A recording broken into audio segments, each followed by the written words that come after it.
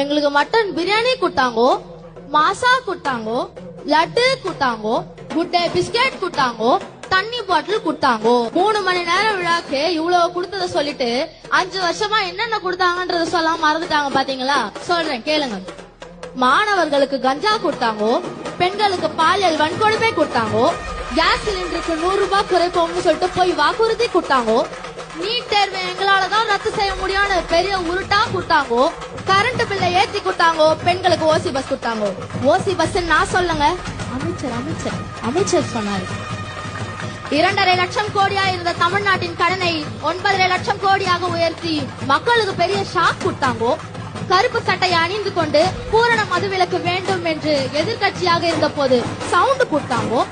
திருத்தணியில் ஓடும் ரயிலில் வடமாநில இளைஞர் ஒருவரை பட்டாகத்தியால் வெட்டு காயங்கள் கொடுத்தாங்கோ. சென்னை பாரிஸில்